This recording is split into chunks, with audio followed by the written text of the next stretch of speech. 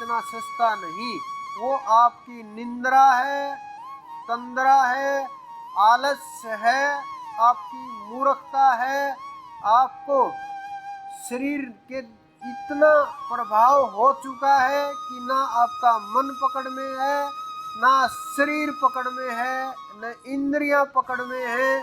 जब आप कुछ पल के लिए, कुछ देर के लिए भी आप उसका गुणगान नहीं कर सकते, जब आप उसके नाम के ऊपर बैठ ही नहीं सकते, तो समर्पण कैसे करोगे? समर्पण तो गर्दन चढ़ा देना है उस पूर्ण पुरुष को कि अब ये गर्दन मेरी नहीं है, ये अहंकार मेरा नहीं है। हम छोटी छोटी वस्तुओं के ऊपर, छोटी छोटी सुख सुविधाओं के ऊपर, मैं देखता हूँ आज भी इस विषय के ऊपर चल रहा था, यहाँ आकर के भी आप गुरु के स्थान के ऊपर आकर के भी लोगों से आप भेदभाव करते हो। बहुत लोग आप लोगों के बीच बैठे हुए हैं, छोटी छोटी वस्तुओं के ऊपर कैसे कल्याण होगा? मैं बोल ही रहा था जी, कैसे जीवों का कल्याण मैं तो क्या परमात्मा भी नहीं कर सकता। क्योंकि जब यहाँ भी आप भेद करोगे लोगों के साथ, यहाँ भी लोगों के साथ ऐसा व्यवहार करोगे और आप सोचते हो कि वो परमात्मा हमारे ऊपर कृपा कर देगा और हम परमात्मा के बहुत नजदीक हैं और वो परमात्मा हमारा कल्याण कर देगा और हम तो सीधे मोक्ष के धाम में चले जाएंगे। अरे आज तक तो आप यहाँ गोविंद धाम को तक नहीं पहुँच पाए, आपके कदम यहाँ तक नहीं पहुँच पाए, आपके विचार यहाँ तक नहीं पहुँच पाए, आपका मन यहाँ तक नहीं पहुँच पाया। अरे यहाँ गुरु के स्थान के ऊपर जो ये स्थान है कि अगर हम खा रहे हैं, कोई जीव आ गया भूखा, उठाया और आधा बांट दिया। और कुछ लोगों का व्यवहार, उनकी सोच, आज के जो विचार मैं देख रहा, पढ़ रहा, हालात बहुत, तो इस स्थिति में वो जीव कैसे उठेंगे जब छोटी छोटी वस्तुओं के लिए, और वो भी उनकी नहीं है, आप लोगों की ही है, संसार की ही है, तो भी हम बांटने से हिचकिचाते हैं। क्यों? क्योंकि उस परमात्मा के ऊपर विश्वास नहीं है, वहाँ समर्पण नहीं है। अगर हमें समर्पण और विश्वास हो जाए तो हमें ये पता है हम ये सब कुछ बांट देंगे, फिर आ जाएगा, फिर बांट देंगे, फिर आ जाएगा। जब आपकी नीयत ऐसी हो जाएगी संगत के प्रति, अपने साथियों के प्रति, अपने भाइयों के प्रति, तो समझना थोड़ा थोड़ा आपने कुछ सीखना शुरू किया है। थोड़ी थोड़ी चढ़ाई हो सकती है आगे जा करके भजन हुआ तो। जब हम अवतार की बातें करने लगते हैं, उस पूर्ण पुरुष की बातें करने लगते हैं, मेरे तो गुरु हैं, प्रकट अवतार, अलग अलग शब्द, अलग अलग हमारे संतों ने इनका बड़ी एक एक शब्द को चुन चुन करके इनका उपयोग किया। लेकिन हम नादान, उनकी वचनों और वाणी और शब्दों के ऊपर पकड़ ना होने के कारण, हम उनको समझ ना पाने के कारण ये दूरी और नासमझी में कुछ भी बोलते जाते हैं। वो तत्व जिसके लिए आप सोचते हो चांद निकल जाएगा, और बस कुछ लोग निर्जला व्रत किए हुए हैं, बड़ी हड़बड़ाहट मची हुई है कि अरे जल्दी से जल्दी हो जाए, बस फिर व्रत खोलेंगे। आज तो बड़ा मुश्किल से पूरा हुआ, पिछले वाला आराम से निकल गया था, और आज तो यहाँ भी आ गए, यहाँ कोई पूछ ही नहीं रहा कुछ, और कोई महत्व ही नहीं मान रहा कि मेरा व्रत है। आज वो प्रकट हुआ तत्व मेरे लिए तो वो पूर्ण परमात्मा है, क्योंकि मैं अपने गुरु से बढ़ करके इस संसार में किसी को नहीं मानता।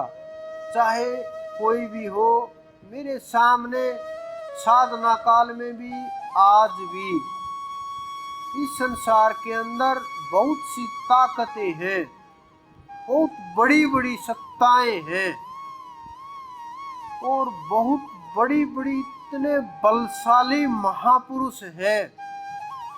वो आपको संसार में बहुत सी वस्तुएं, बहुत सी सिद्धियां, बहुत सी ताकतें, वो ताकतें जो मरे हुए इंसान को भी खड़ा कर दे, वो ताकतें सब कुछ सौंपने के लिए सब कुछ लाइन के अंदर खड़ा रहता है। वो रहता था भी कि हमारी तरफ एक बार देखो, और वहाँ हम जो दे सकते हैं वो आपके गुरु नहीं दे पाएंगे। लेकिन हम जानते हैं कि हमारे गुरु क्या दे सकते हैं, क्या उन्होंने हमें दिया है, क्या वो कर सकते हैं, क्या वो कर रहे हैं, कैसे वो लीला करते हैं, कैसे वो सिखाते हैं। एक एक दिन, एक एक पल, हर पल, मैं परीक्षा तो नहीं कहूँगा, क्योंकि इस ब्रह्मांड के अंदर ऐसा कोई जीव है नहीं जो उस परमपिता की या गुरु की परीक्षा को झेल पाए।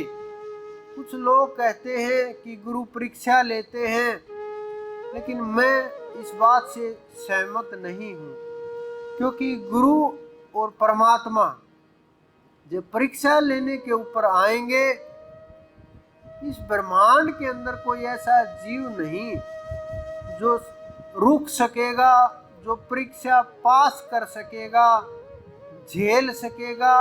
इन शरीरों के अंदर इतनी क्षमता नहीं होती, क्योंकि गुरु और परमात्मा वो बस दया करते हैं, कृपा करते हैं। जीव को बिना खरा खोटा देखे समर्पण मात्र से सब कुछ दे देते हैं, और बिना समर्पण के कुछ भी नहीं। तो इस ब्रह्मांड के अंदर मैं अपने गुरु से बड़ा तत्व किसी को नहीं मानता, चाहे वो 16 कला लेकर के आए हो, चाहे उनके पास एक भी कला ना हो, चाहे वो पूर्ण हो, चाहे पूर्ण ना हो। बहुत लोग इसी विषय के ऊपर अटके रहते हैं। क्या कृष्ण के भजन करने से वहाँ तक पहुँच सकते हैं? क्या उनके पास कलाएं हैं? क्या वही पूर्ण पुरुष हैं? क्या उनके मिलने के बाद कल्याण हो जाएगा, मोक्ष हो जाएगा?